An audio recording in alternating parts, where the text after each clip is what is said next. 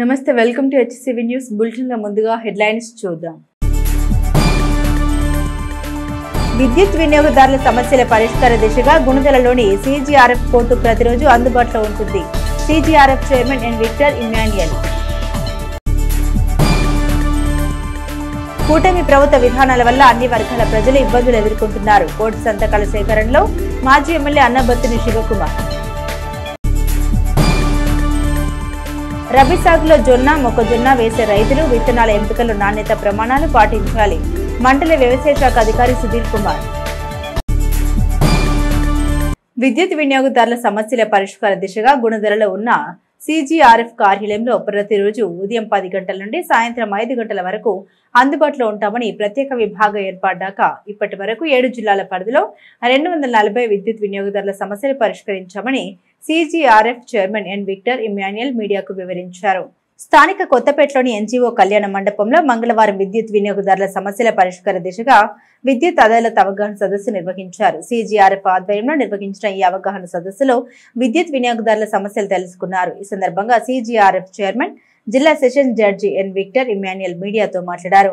విద్యుత్ వినియోగదారుల సమస్యలు ఎప్పటికప్పుడు పరిష్కరించే విధంగా విజయవాడ గుణదల ప్రాంతంలో ప్రత్యేక కార్యాలయాన్ని ఏర్పాటు చేశారని, ప్రతిరోజు విద్యుత్ వినియోగదారులకు అందుబాటులో ఉండే సిజిఆర్ఎఫ్ కార్యాలయం ద్వారా సమస్యల పరిష్కారానికి అవకాశం ఎక్కువగా ఉంటుందన్నారు. తెనాలి పట్టణంలో ఇప్పటి వరకు 3 సార్లు విద్యుత్ అదాలత్ అవగాహన సదస్సు నిర్వహించినట్లు పేర్కొన్నారు. గత సంవత్సరం కూడా 21 కేసులు పరిష్కరించామన్నారు. అదాలత్ కార్యక్రమంలో 4 అర్జీలు స్వీకరించి 2 సమస్యలు పరిష్కరించారు. విద్యుత్ అదాలత్తో పరిష్కారం కాని సమస్యల్ని గుణదలలోని ప్రత్యేక కార్యాలయంలో గల సిజిఆర్ఎఫ్ కోర్టులో పరిష్కారం అవుతాయన్నారు. ఈ అవగాహన సదస్సులో జిల్లా పర్యవేక్షణ అధికారి సిహెచ్ రమేష్ కుమార్, సాంకేతిక సభ్యులు డి కృష్ణనాయక్, ఆర్థిక విభాగ సభ్యులు ఆర్సి హెచ్ శ్రీనివాసరావు, స్వతంత్ర సభ్యులు ఏ సునీత, తెనాలి డివిజన్ విద్యుత్ ఈఈ అక్కల సత్యనారాయణ, డివిజన్ విద్యుత్ కార్యాలయ సిబ్బంది పాల్గొన్నారు. ఈ సిజిఆర్ఎఫ్ అనేది మేము వచ్చిన తర్వాత 6 సంవత్సరాలుగా జరుపుతున్నాం. అది కోర్ట్ హాల్ లాంటిది ఒకటి మీకు గుణదల్లో పర్మనెంట్ బిల్డింగ్ కట్టి అక్కడ జరుగుతుంది. మా స్టాఫ్, మా యొక్క ఆఫీసర్స్ కూడా ఉంటారు దాంట్లో. ఉదయం 10 గంటల నుంచి ప్రతి వర్కింగ్ డేస్లో కూడా 10 నుంచి 5 వరకు అందుబాటులో ఉంటాం. అక్కడ ఏదైనా కంప్లైంట్ ఇవ్వాల్సి ఉంటే అక్కడికి వచ్చి ఇవ్వాలి, లేదా పోస్ట్ ద్వారా పంపించిన అడ్రస్ తెలుసుకొని మేము తీసుకుంటే అక్కడ జరిపేది వేరు. కానీ కొన్ని కేసులు అక్కడికి వచ్చి ఇవ్వలేకపోవచ్చు, రాలేకపోవచ్చు. కొన్ని కూడా ప్రాబ్లమ్స్ ఉంటాయి. ఆ ప్రాబ్లమ్స్ని అధిగమించేదానికి, వాళ్ళకి ఇంకా సులభతరం చేసేదానికి మేము ప్రతి సర్కిల్లో చేస్తున్నాం. 7 సర్కిల్లో 7 జిల్లాల్లో కూడా మేము వచ్చి చేస్తున్నాం. దాదాపు ఇప్పటికి 280 చేసాము. పర్పస్ ఏంటంటే అక్కడికక్కడే జరిపితే పేదవాళ్ళకి అక్కడికక్కడే, అదే డిపార్ట్మెంట్ వాళ్ళకి ఇద్దరిని సఖ్యత కలిపి ఏంది మీరేమంటారని చెప్తే అక్కడికక్కడే చేస్తున్నాం. ఆ కేసులు మాత్రం ఇక్కడ చేస్తున్నాం. ఇక్కడ కానివి అక్కడికి రావాలి. అక్కడ వాళ్ళకి విచారించి తీర్పులు ఇస్తాం. వీళ్ళని కూడా రప్పించి కోర్టు లాగానే విని ఒక జడ్జిమెంట్ ఇస్తాం. కాకపోతే ఇక్కడే ఎక్కువ చేస్తున్నాము, చాలా మంచిది. ఏదన్నా ఈ గ్రీవియన్స్కి తెస్తే 2 సంవత్సరాల లోపలే రావాలి. 2 సంవత్సరాలు లేకపోతే వాళ్ళకి చల్లబడుతుంది. 3 సంవత్సరాలు అంతకుముందు జరిగిందంటే వీలు కాదు. ఏ కోర్టులో కానీ పెండింగ్ ఉంటాయి ఇదే కేసుకి సంబంధించి, అది కూడా మా దగ్గరికి రాదు.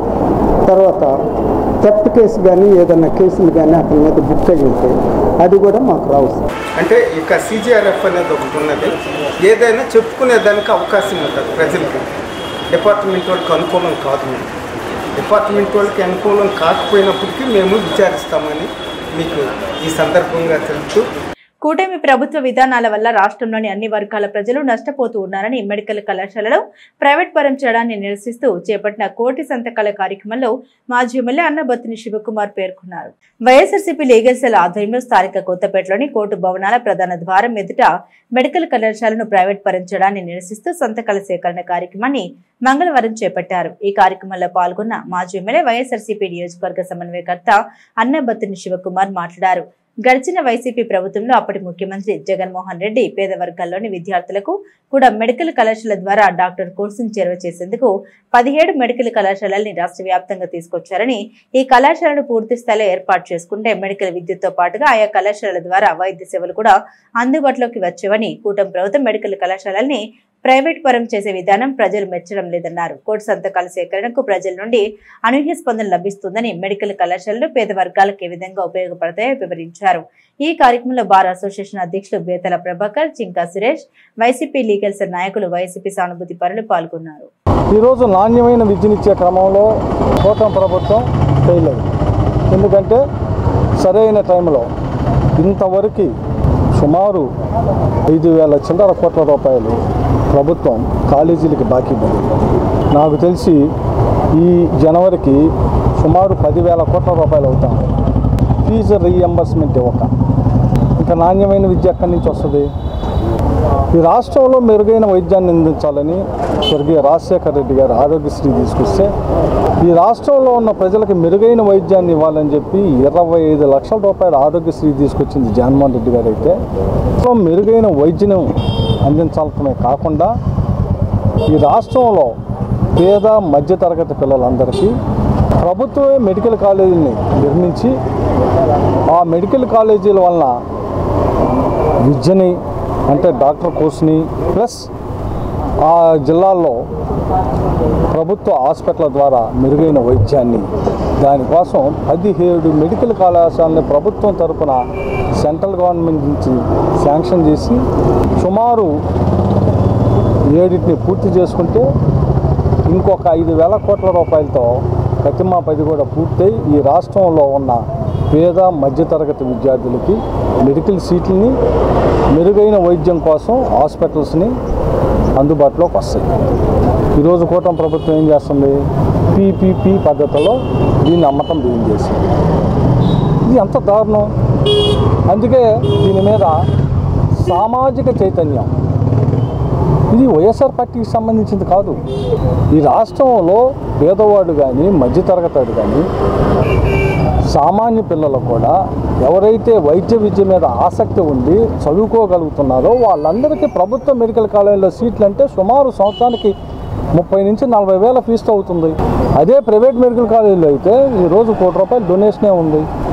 వైఎస్ఆర్ పార్టీ ఆధ్వర్యంలో మెడికల్ కాలేజీల ప్రైవేటీకరణ ప్రజలను చైతన్యవంతం చేసేలో భాగంగా ప్రతి నియోజకవర్గంలో అనేక కార్యక్రమాలు తీసుకుంటే 1 కోటి సంతకాల సేకరణ అని చెప్పి జగన్మోహన్ రెడ్డి గారు పిలిపిస్తే ఈరోజు నాకు ఇప్పుడుకున్న సమాచారం ప్రకారం ఒక్క మన తెనాలి నియోజకవర్గంలోనే సుమారు 27,000 సంతకాలు ఇప్పటికి అయ్యి ఉన్నాయి. ఇంకా సుమారు తెనాలి నియోజకవర్గంలోనే 40,000 సంతకాలకి ప్రజలు ఈరోజు ముందుకు వస్తూ ఉంటారు. ఈ మెడికల్ కాలేజీలు మనకి స్వతంత్రం వచ్చిన దగ్గర నుండి ఒక్కళ్ళు కూడా ఒక గవర్నమెంట్ మెడికల్ కాలేజీలు నిర్మించినటువంటి సందర్భం లేదు. కానీ జగన్ గారు పేద ప్రజల కోసం 17 మెడికల్ కాలేజీలు నిర్మించడం, దాంట్లో 7 కంప్లీట్ చేయటం, ఇంకా కొన్ని 60%, 70% కన్స్ట్రక్షన్లో ఉండటం జరిగింది. దానికి ఈనాటి కూటమి ప్రభుత్వం ఒక 3,000 నుంచి 5,000 కోట్లు పెడితే 17 మెడికల్ కాలేజీలు కంప్లీట్ అయ్యే పరిస్థితుల్లో దాన్ని అట్లా కాకుండా జగన్మోహన్ రెడ్డి గారి పేరు కలకాలం ఈ ఆంధ్ర రాష్ట్ర చరిత్రలో నిలిచిపోతుందేమోననేది ఒక దురుద్దేశంతో దాన్ని ప్రైవేటీకరణ చేయటం, తద్వారా వాళ్ళకి కోట్ల రూపాయల ఆస్తులను అంటగడటం చేసే కార్యక్రమంలో వీటిని నశింపజేస్తుంది. దీనివల్ల ప్రధానంగా పేద ప్రజలకు నష్టం. ఏదైతే రాష్ట్రంలో జరుగుతున్న అన్యాయాలని అరికట్టడానికి, అలాగే అందులో భాగంగా ప్రభుత్వ కళాశాలను ప్రైవేటీకరణ చేయడానికి ఈ యొక్క కూటమి ప్రభుత్వం ప్రయత్నిస్తుంది. ఈ పీపీపీ విధానాన్ని రద్దు చేయాలి. ఈ విధంగా పేద ప్రజలకు డాక్టర్లుగా తయారు చేయడానికి ఎంతో రాజశేఖర రెడ్డి గారి ప్రభుత్వం ఎంతో ముందుకు వచ్చింది. ఆ రోజుల్లో పేదలకి ఉచిత విద్య, ఇంజనీరింగు, అందరికి కూడా అన్ని అంశాల్లో విద్యకు ముందు బాట వేసింది వైఎస్ఆర్సీపీ పార్టీ. అయితే ఇప్పుడు ఈ కూటమి ప్రభుత్వం పేదల్ని చదువుకు దూరంగా ఉండాలి, కొంతమందికే ఈ చదువు ఉండాలి అంటే ఈ కార్పొరేట్ విద్య ప్రకారం ఈ మెడికల్ కాలేజీలను ప్రైవేటీకరణ చేస్తే డబ్బులతో కొనుక్కొని వైద్యాన్ని వాళ్ళ ఇష్టం వచ్చినట్లుగా ఈ విధంగా తయారు చేసి పేద ప్రజలకి అన్యాయం జరిగే పరిస్థితి ఉంది. కాబట్టి దీన్ని మన యొక్క వైఎస్ఆర్సీపీ పార్టీ పూర్తిగా వ్యతిరేకిస్తుంది.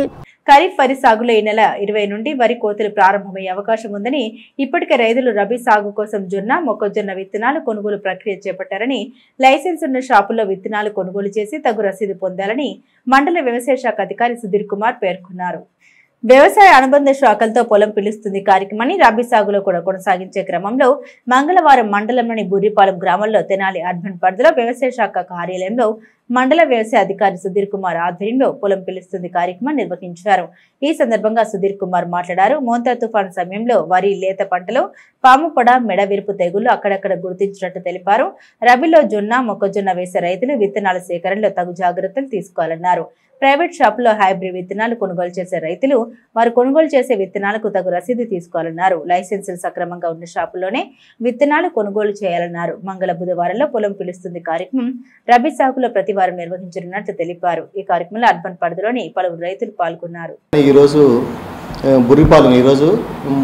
బుర్రిపాలెము అదేవిధంగా తెనాలి అర్బన్ సంబంధించి పొలం పిలుస్తుంది కార్యక్రమం ఈరోజు కండక్ట్ చేయడం జరిగింది.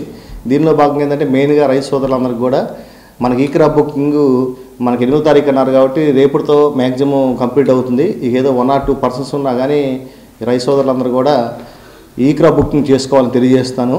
అదేవిధంగా ఏంటంటే మనకి ఇప్పుడు రబీ స్టార్ట్ అవ్వబోతుంది కాబట్టి మనకి 20 నుంచి తెనాలి మండలంలో ఏదైతే 20 నుంచి మనకి కోతలు స్టార్ట్ అయ్యే అవకాశం ఉంది. కాబట్టి రైతు సోదరులు మెయిన్గా ఏంటంటే ఏదైతే రబీలో జొన్న కానీ అదేవిధంగా మొక్కజొన్న కానీ విత్తనాలు కొనుగోలు చేస్తున్నారు వారందరూ కూడా ఆ డీలర్స్ లైసెన్స్ ఏదైతే ఉందో ఆ షాపుల్లోనే మీరు కొనుగోలు చేయాలి.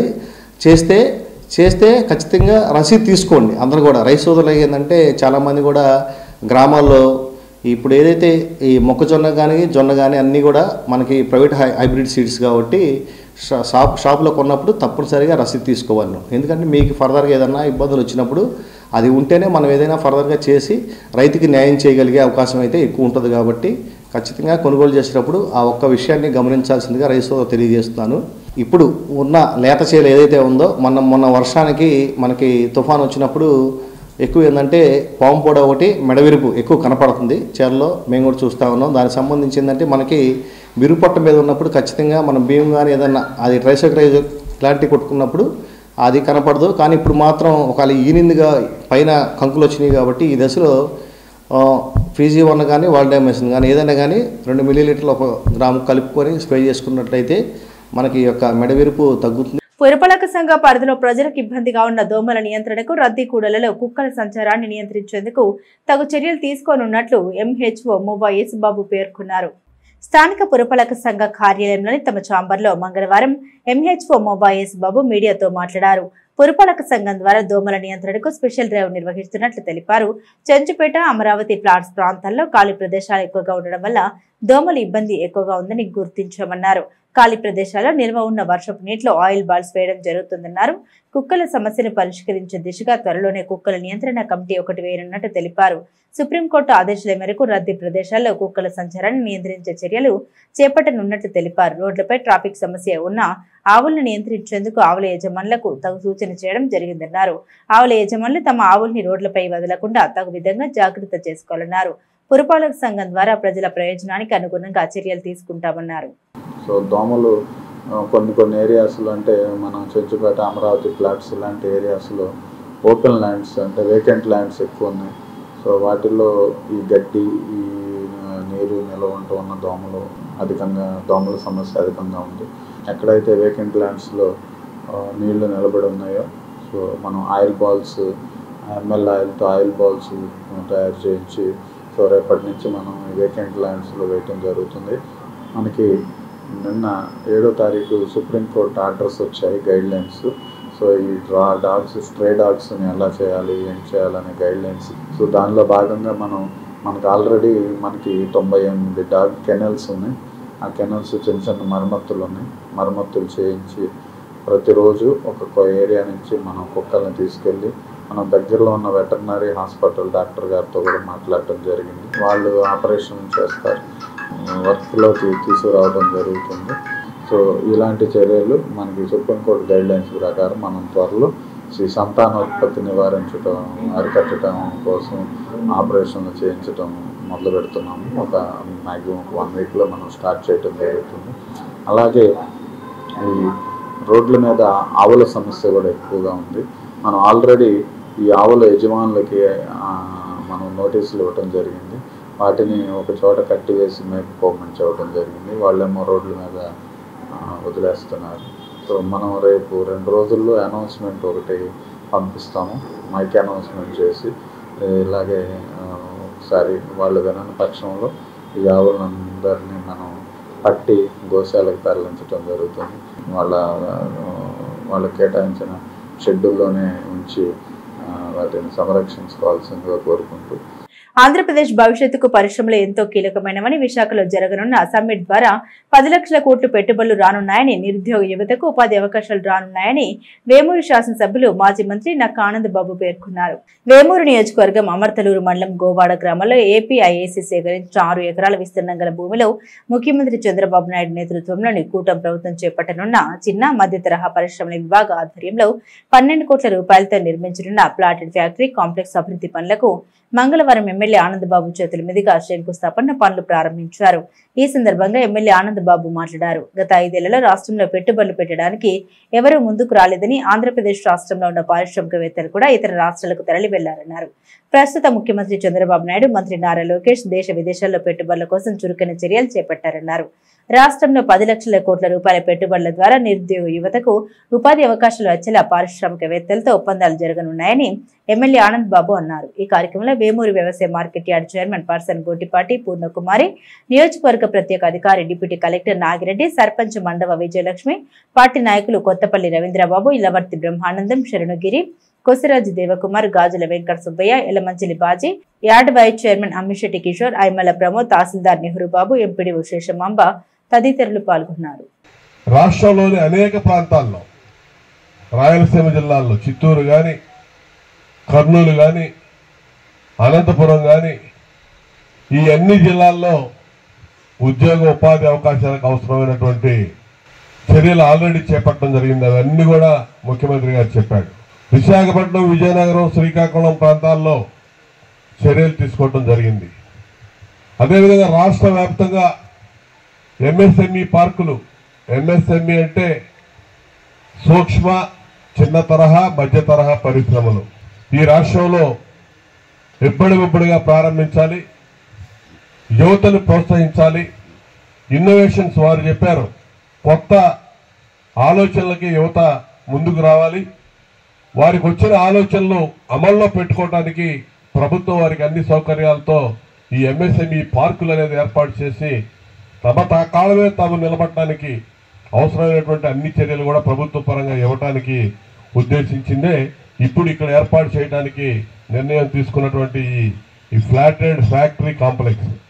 ఇప్పుడే చెప్పారు, 14-15 తేదీల్లో విశాఖపట్నం వేదికగా సిఐఐ సమ్మిట్ జరగబోతా ఉంది.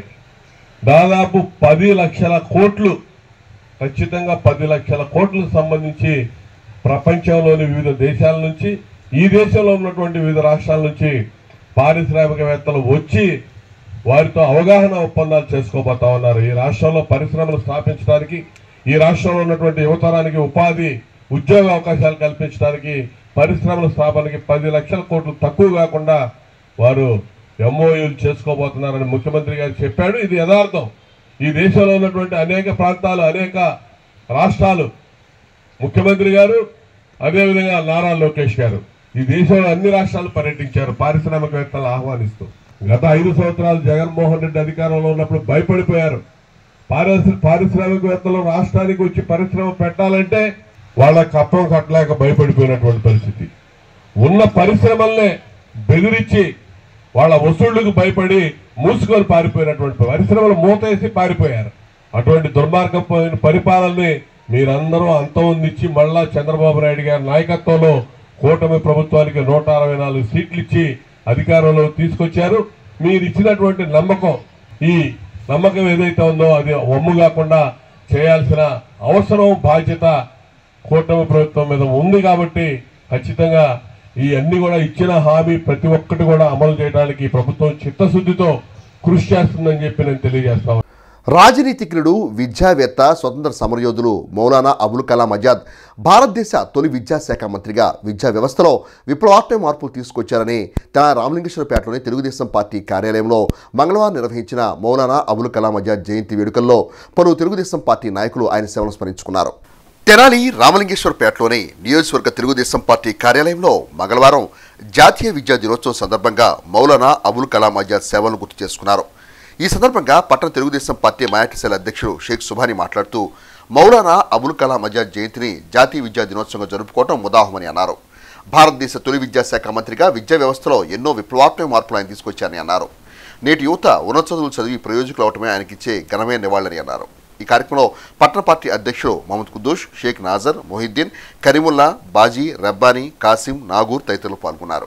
గుంటూరు కృష్ణ పట్టభద్రుల ఎమ్మెల్సీ మన ప్రియతమ నేత గౌరవనీయులైన శ్రీ ఆలపాటి రాజేంద్రప్రసాద్ గారి ఆశీస్సులతో స్వాతంత్ర సమరయోధుడు, గొప్ప విద్యావేత్త, అసమాన విద్యావేత్త, గొప్ప పాత్రికేయుడు, రాజనీతి జ్ఞాతకు పర్యాపదంగా నిలిచిన మేధో సంపన్నుడు, ఒక దూరదృష్టి గల పరిపాలన నాయకుడు, భారతరత్న ఆయనే ద గ్రేట్ మౌలానా అబ్దుల్ కలాం ఆజాద్ గారు.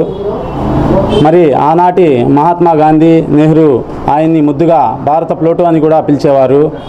ఆయన ఒక గొప్ప కవి, రచయిత, భారతీయ సంస్కృతిపై నిపుణుడిగా కీర్తి పొందిన మహానుభావుడు అయినటువంటి మౌలానా అబ్దుల్ కలాం ఆజాద్ గారు ఉప్పు సత్యాగ్రహం, క్విట్ ఇండియా ఉద్యమాల్లో పాల్గొని ఆనాడు 10 సంవత్సరాల జైలు శిక్ష అనుభవించి మౌలానా అబ్దుల్ కలాం ఆజాద్ గారు ఒక భారతదేశ కేంద్ర ప్రభుత్వం మొట్టమొదటి విద్యాశాఖ మంత్రిగా పనిచేసిన ఆయన మన భారతదేశానికి ఎనలేని సేవ అందించిన వ్యక్తి. ఈ మౌలానా అబ్దుల్ కలాం ఆజాద్ గారి జయంతిని పురస్కరించుకొని మా ఈ తెలుగుదేశం పార్టీ కార్యాలయంలో జరుపుకోవటం మనందరికీ గర్వకారణంగా భావిస్తూ సెలవు తీసుకుంటున్నాను. మాజీ మంత్రివర్యులు ఎమ్మెల్సీ ఆలపాటి రాజేంద్రప్రసాద్ గారి ఆదేశాల మేరకు ఈరోజు భారతదేశానికి స్వతంత్రం వచ్చిన తర్వాత మొట్టమొదటి మంత్రి అబ్దుల్ కలాంజీ విద్యాశాఖ మంత్రి. ఆయన విద్యకు ప్రాధాన్యత ఇచ్చి ఆయన మహాసభల్లో, పెద్ద పెద్ద సభల్లో విద్యకు ప్రాధాన్యత గురించి మాట్లాడేవారు. ఆయన స్ఫూర్తితో ఎంతోమంది విద్యార్థులు ముందుకెళ్ళి ఉద్యోగాలు సంపాదించి విద్య నేర్చుకుంటే మన జీవితాల్లో మనం ఎలా ముందడుగేయచ్చు అనేది నేర్పిన మొట్టమొదటి మహా మేధావి మన అబ్దుల్ కలాంజీ గారు. వారికి భారతరత్న అనేది బిరుదు ఒకటి ఆనాటి ఆ రోజుల్లో ఆయన త్యాగాలకు కానివ్వండి, ఆయన స్వతంత్రం కోసం ఎన్నో త్యాగాలు చేసిన మహా విద్యావేత్త అబ్దుల్ కలాంజీ గారి 137వ జయంతి జరుపుకోవడం ఎంతో ఆనందంగా ఉందని చెప్పి నేను ఇక్కడ మన ముస్లిం మైనార్టీ నాయకులందరూ కలిసి వర్ధంతి జరపడం జరిగింది. దుగ్గ్యాల మండలం రేవేంద్రపాడు గ్రామంలోని దళితవాడ నందు గల మండల ప్రాథమిక పాఠశాలకు గ్రామానికి చెందిన కేశవేణి ఫౌండేషన్ వారు చిప్స్ను వేసి మెరకు తోలించారు. ఈ సందర్భంగా మంగళవారం ఫౌండేషన్ చైర్మన్ కేశమునేని శ్రీధర్ బాబుకు పాఠశాలలో సన్మానం జరిపారు. గతంలో ఫౌండేషన్ తరపున పాఠశాలకు అవసరమైన ప్రహరీ గోడ, ప్రధాన గేట్ను ఏర్పాటు చేశారు. ముఖ్యంగా శ్రీధర్ బాబు చిన్న కుమార్తె కేశమునేని హరిణి జన్మదినోత్సవం సందర్భంగా కేకును కట్ చేసి విద్యార్థులకు ఎగ్ పఫ్తో పాటు స్వీట్స్ను పంపిణీ చేశారు. అనంతరం శ్రీధర్ బాబును శాల్వాతో సన్మానించి అభినందన తెలియజేశారు. ఈ కార్యక్రమంలో పాఠశాల విద్యా కమిటీ చైర్మన్ నూతకి రత్నబాబు, పాఠశాల ప్రధానోపాధ్యాయులు పి నరసింహారావు, ఉపాధ్యాయులు K Vijayababu, T Nagamalleswaramma, K Homkar, Srungarapati Mahesh, M Bharath, S Bosubabu, విద్యార్థులు తల్లిదండ్రులు పాల్గొన్నారు. ఈ స్కూల్లో బాగా వర్షం నీళ్ళు వస్తున్నాయని తెలిసి పిల్లలకి ఇబ్బందిగా ఉందని చెప్పేసి తెలిస్తే నాకు మహేష్ ద్వారా తెలిసింది. ఈ కొత్తగా వచ్చిన ప్రిన్సిపాల్ గారు కూడా బాగా యాక్టివ్గా ఉండి ఇక్కడ ఉన్న ఇబ్బందులు మాకు తెలియజేసినందుకు మేము డస్ట్ కూడా 4 లోడ్లు తోలాము. అంతకుముందు కాంపౌండ్ వాళ్ళు, మెయిన్ గేటు, వాటర్ ట్యాంక్ ఇలాంటి ఎలా కట్ట చేసాము. ఈ స్కూల్కి ముందు మేము సపోర్ట్గా గట్టిగా ఉంటాము. మన గారి ఆధ్వర్యంలో ఈ స్కూల్ ఇంకా డెవలప్ అవ్వాలని ముందు మా సహకారం ఉండిద్దని, మా గ్రామ ప్రజలందరూ సహకారం ఉండిద్ది. ఇక్కడ అందరూ బాగా చదివి వృద్ధిలోకి రావాలని చెప్పేసి మనస్ఫూర్తిగా కోరుకుంటున్నాను. మహేష్ అనే అతని వ్యక్తి వెళ్ళి శ్రీధర్ గారిని అడగంగానే ఆయన ఎంతో పెద్ద మనసుతో 4 ట్రక్కులు చిప్స్ అండి. ఒక్కొక్క ట్రక్కు బయటికి వెళ్ళి మీరు కొనాలంటే 6,000 మినిమం, 5,000 నుంచి 6,000 దాకా ఉంటుంటుంది. అలాంటిది 4 ట్రక్కులు ఇక్కడికి వచ్చి డంప్ చేసి మనకి ఎంతో చక్కగా ఇప్పుడు చూస్తే మీకు ఎంతో అందంగా అనిపిస్తుంది. మన గ్రౌండ్ ఒకప్పుడు ఈ గ్రౌండ్ కొంచెం బాగా లోతుగా ఉండి ఆ బురద, వర్షం పడితే బురద, మనందరి కాళ్ళకి బురద గుర్తుందా?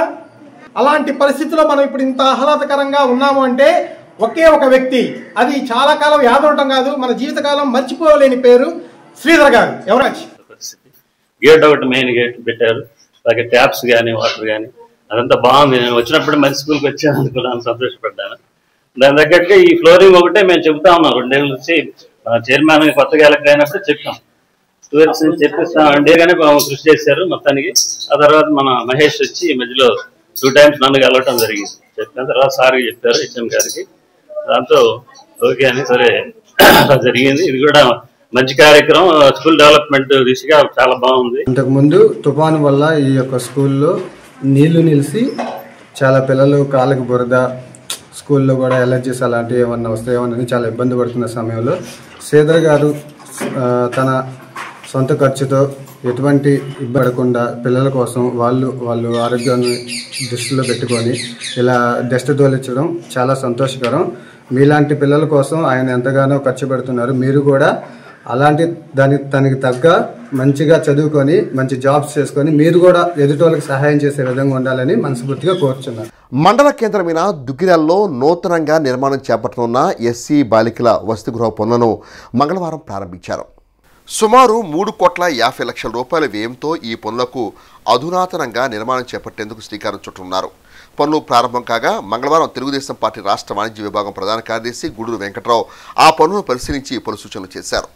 దుగ్గిరాల ఎస్సీ హాస్టల్కి సంబంధించి ఈ హాస్టల్ సందర్శించి లోకేష్ గారికి ఉన్నాం, ఇది శిథిలావస్థలో ఉంది, దీన్ని పడేసి కొత్తది కట్టండి అని ఆయన ఆదేశాల మేరకు దీన్ని ఎమ్మటే పడేయటం, ఎమ్మటే దీన్ని శాంక్షన్ చేయించడం, సిఎస్ఆర్ ఫండ్స్ ద్వారా దీన్ని శాంక్షన్ చేయించడం అనేది దుగ్గిరాల గ్రామానికి ఎంతో మంచి ఉపయోగకరమైన మంచి అసెట్ ని తయారు చేస్తున్నారు.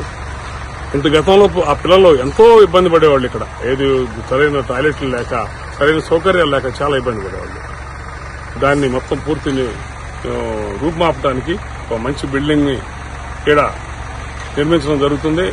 స్వాతంత్ర సమరయోధులు భారతదేశ తొలి విద్యాశాఖ మంత్రి మౌలానా అబుల్ కలాం ఆజాద్ జయంతిని మండల కేంద్రమైన దుగ్గిరాల్లో మంగళవారం నిర్వహించారు. వైఎస్ఆర్ కాంగ్రెస్ పార్టీ మైనార్టీ విభాగం జిల్లా ప్రధాన కార్యదర్శి షేక్ సుభానీ ఆధ్వర్యంలో మూర్తాజా నగర్లో జెండా చెట్టు వద్ద జరిగిన కార్యక్రమంలో తొలుత మౌలానా చిత్రపటానికి పూలమాలలు వేసి నివాళులర్పించారు. ఈ సందర్భంగా సుభానీ మాట్లాడుతూ మౌలానా అబుల్ కలాం ఆజాద్ స్వాతంత్ర పోరాటంలో ఎన్నో సంవత్సరాలు జైలు జీవితం గడిపారని అన్నారు. బ్రిటిష్ దాష్టికాన్ని ఎదిరించి పోరాడిన ధీరుడని కొనియాడారు. దేశంలో 11 సంవత్సరాలు విద్యాశాఖ మంత్రిగా పనిచేసి విద్యా రంగానికి ఎనలేని సేవలు చేశారని అన్నారు. ఈ కార్యక్రమంలో షేక్ జానీ సాహెబ్, షేక్ రసూల్, షేక్ జిలానీ, షేక్ జాన్ సైదా, పఠాన్ మస్తాన్వలి, షేక్ బాజీ, కాకా వెంకటేశ్వర్లు, నరసింహారావు తదితరులు పాల్గొన్నారు. విద్యాశాఖ మంత్రి మౌలానా అబుల్ కలాం ఆజాద్ గారు దేశం గర్వించదగ్గ మహోన్నత వ్యక్తి. అబుల్ కలాం గారు స్వాతంత్ర పోరాటంలో 10 సంవత్సరాలు జైలు జీవితం గడిపారు. బ్రిటిష్ వారి దాష్టికాన్ని ఎదిరించి పోరాడిన ధీరుడు. స్వాతంత్ర భారతదేశానికి తొలి విద్యాశాఖ మంత్రిగా 11 సంవత్సరాలు పనిచేసి అనేక సంస్కరణలు అమలు చేసి విద్యారంగానికి ఎనలేని కృషి చేశారు. అంతేకాదు అబుల్ కలాం ఆజాద్ గారు విశిష్ట దేశభక్తుడు. స్వతహాగా ఆయన ముస్లిం అయినప్పటికీ ఆయనపై ఎంతో ఒత్తిడి ఉన్నప్పటికీ మత ప్రాతిపాదికపై భారత్ నుండి కొంత భాగాన్ని పాకిస్తాన్ గా విడదీయడాన్ని తీవ్రంగా వ్యతిరేకించిన అబుల్ కలాం ఆజాద్ గారు విశిష్ట దేశభక్తుడు. బులెటిన్ ముగించే ముందు హెడ్లైన్స్ మరోసారి. విద్యుత్ వినియోగదారుల సమస్యల పరిష్కార దిశగా గుణదలలోని సిజిఆర్ఎఫ్ కోర్టు ప్రతిరోజు అందుబాటులో ఉంటుంది. CGRF chairman N Victor Emmanuel. కూటమి ప్రభుత్వ విధానాల వల్ల అన్ని వర్గాల ప్రజలు ఇబ్బందులు ఎదుర్కొంటున్నారు. కోర్టు సంతకాల సేకరణలో మాజీ ఎమ్మెల్యే అన్నబత్తిని శివకుమార్. రబీ సాగులో జొన్న, మొక్కజొన్న వేసే రైతులు విత్తనాల ఎంపికలో నాణ్యత ప్రమాణాలు పాటించాలి. మండల వ్యవసాయ శాఖ అధికారి సుధీర్ కుమార్. ఇవి బులెటిన్ అప్డేట్స్. మరిన్ని అప్డేట్స్ కోసం చూస్తూనే ఉండండి HCV న్యూస్.